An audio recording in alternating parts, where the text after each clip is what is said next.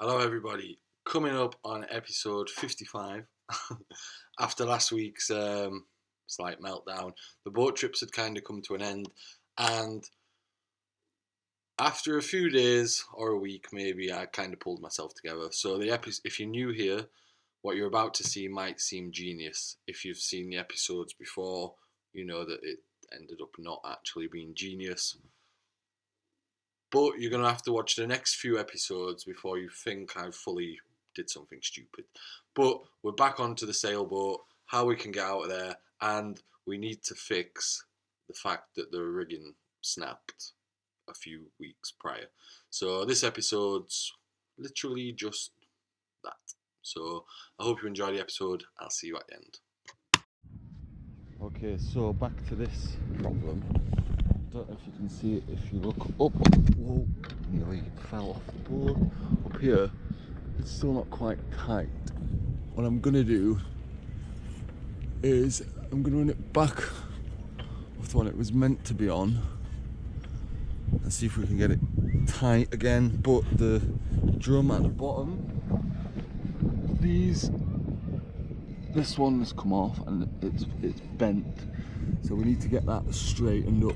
So what we're going to do is loosen it at the top so it's slack, get it off, and then I'm probably going to lay it over that and see if I can hammer it back straight.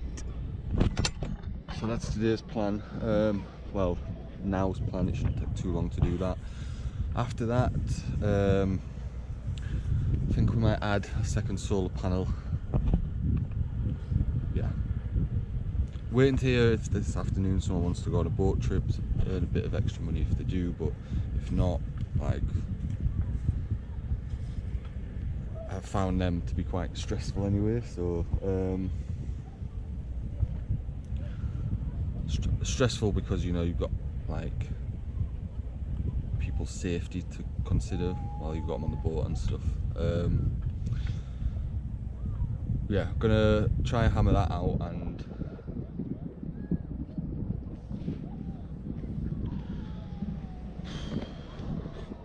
hopefully if I can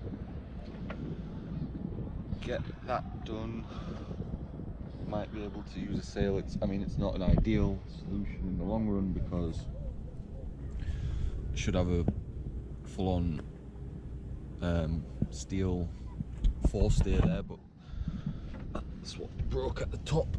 The actual bit itself will still have the steel through the tube, but at the top it's on with this halyard. I mean, these are quite strong, so what we're going to do is, if we can get it, just need to get it in line and then work out how to stop that doing that. The brown halyard technically is what I ran off the block at the top, so that comes up and down. So in theory we could still get the Genoa up there.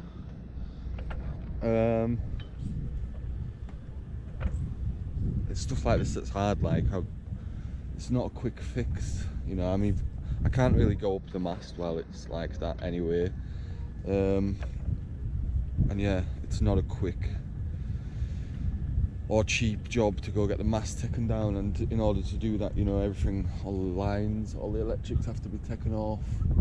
So we're going to see what it's like if I do this. Honestly, I'm at the point where I don't know how much more money I can throw at this boat. Like, I bought it for 2,500, but the amount of thousands that I've probably thrown into it, and I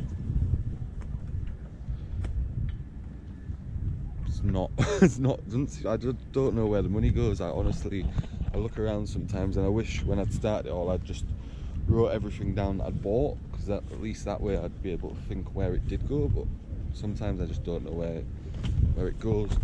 But yeah, so we're going to loosen that first, probably tie the drum to the front rail so it's not banging around everywhere. It's still going to bang a little bit, and yeah, straighten out the bars. Every time I pick these pliers up, I have to spray some WD-40 on them. They're inside the boat, they shouldn't go so stuck together all the time. It's a bit annoying. Anyway.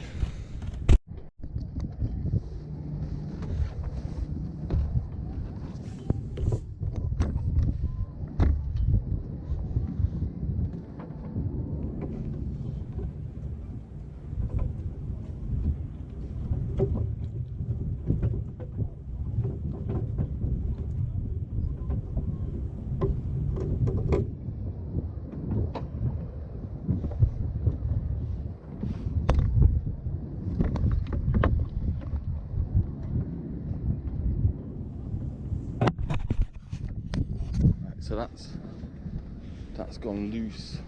So then we just need to get the little turn, not the turn, sorry, the split pin out of there, which might have been easier to do before we loosened it, but we'll see. It's not easy to do because it's always some sort of swell, or it's usually wake, to be honest, coming from all the boat traffic. So we got the one out from the bottom. Now that's loose, I'm potentially bending even more. But I've got to get the other one out.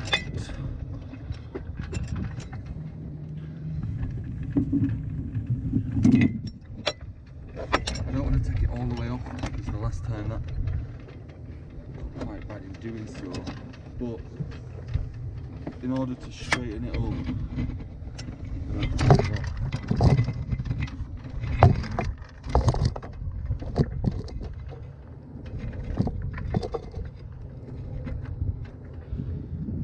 like not going to be easy.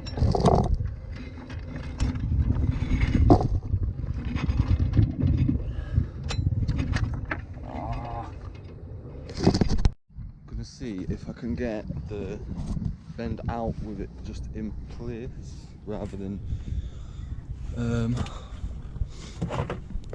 hammer, rather than trying to get that. I can't really get the bottom off where it connects to the bottom of the drum. Put that under a bit of tension and we've kind of got it relatively straight again with the hammer. Any boats watching me is probably thinking, what on earth? But it's still a bit bent, but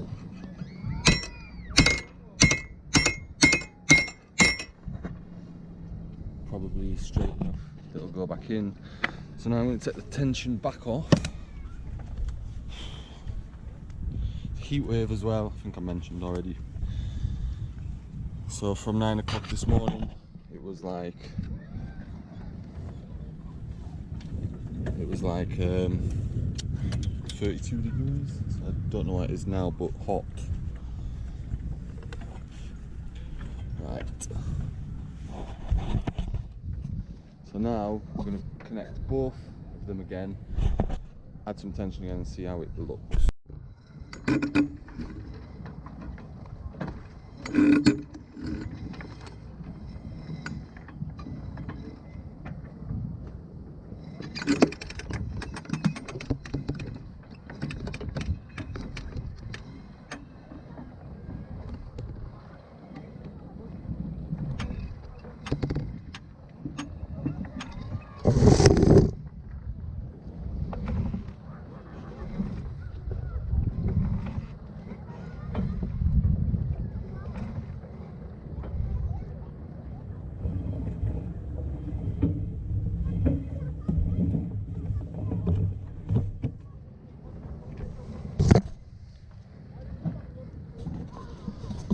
I mean, there's still a bend in it. I don't know how to get that bend out. Whoa.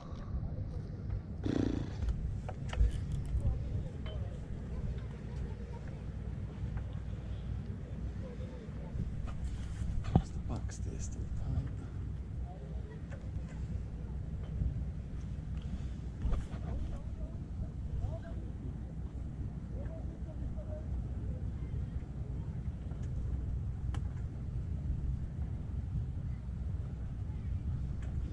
There's still a bit at the top, so maybe it can go up another. Just nearly fell then, and then I looked down and bam! Blood everywhere again. That's straighten then, because I'd got it. Oh, that's annoying. Need to sort that before it dries on. There's still a bit of a bend. I don't know if we could get away with. I don't know what we could get away with.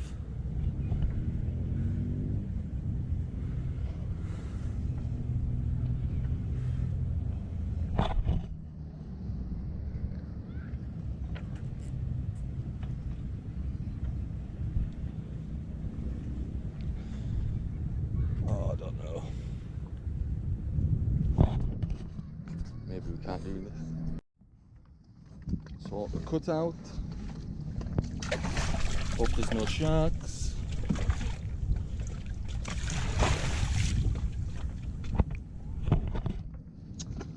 And carry on. Okay, so it's gone quite tight. The issue is at the top of that, normally there's a tube part that goes right at the top, and that spins with a furler to still be able to use the furler. But because of where it sits, if I use that one, I can't get it tight without the mast having to bend back too much. It's horrible here this morning. Why is it? There's no wind really. It's just, it's been like this for the last like hour. Anyway, I'm gonna tighten the backstay a little bit, and what I'll have to do is I'll just have to, you know, put the. Yeah, we've got it straight again. Put the foresail when we. I can't stop falling over this morning. Put the forestay up and down. We'll have to just do it, you know, not hang on. It'll still go through the sliders on there, so a bit of a strange. I don't know if this is a normal way to say it. I don't fully know whether it's going to work, but I'm going to try, I guess. If we just test it first in fairly light winds and see how we get on. But then, what I did start recording the other day before that broke is, what I've done is, because I've run a block up there and attached it to the same thing, I should still be able to do it. And because that Genoa doesn't go right to the top, there's no worry about it getting stuck on the block at the top. And then for the mainsail, the other head sail halyard, the blue one, that then does wrap a little bit at the top, but the issue I was having if I tried to use the preventer or whatever it's called before, so now that one will act as that, and then that one should in theory be able to hoist the mainsail. So if that front repair has worked, it's not, again, it's not ideal, but you know, halyards are strong. There's only one way to find out, I guess. But because then I'm gonna have to, I don't like, on the boat I had before I ever had this one, which I messed around on a little bit, I had to raise the head sail and lower it every time I wanted to use it, and if it's quite windy, to try keep the boat in position is really difficult. So back to the Autopilot, the ST1000 Plus, I think it's working, but the little cog that goes on the motor bit keeps coming off. But then I've tried to look at the parts, because I didn't know what it was called, to try search how to get it fixed. And when I looked at the parts, it says to secure that onto the pin with some Loctite 601, I think. I don't have any of that, so I'm going to do a glue experiment and we'll see if it works. But if I can get that stuck on, because then I need to be able to point the boat, because I'm on my own, into the wind when I need to get that sail down, because otherwise it's tricky. And then what I'm going to do too is, before I even do any of that, once there's not really any wind, I'm going to raise and lower that Genoa as many times as possible, so I know that it does go up and come back down. And then probably going to go get a second solar panel. I got a second battery, so thanks again to Mitchell who paid for that battery. That was months ago, but I have now got a second battery. So now I've gone from having 70 amp hours to 130 amp hours, and I'm still unsure whether to just wire them all together or whether to have one separate for the engine. What I might do is then just go buy a starter battery as well, and then 2 solar panels should keep 130 topped up quite well, and I reckon two solar panels probably do me quite well up to 200, so then I'll probably try and add another one and get up to 200 amp hours so that I can use the laptop in the daytime. Have I said everything? Maybe. And then we can get out of here. I've been here for so long, and it's, yeah, I need to get moving really. Like, obviously earning the bit of money I did earn from the boat trips was good,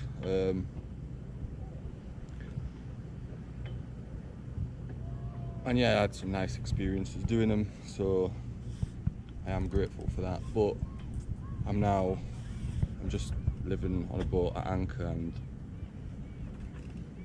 I'm not getting the good parts of it, because I'm not actually doing the good parts. And you know, it's nice, but I need to be doing that moving part. I need to be going somewhere really. So it's a strange one, because I've obviously been here that long. I have started to make like contacts or whatever, but we weren't really about that, so I need to get moving.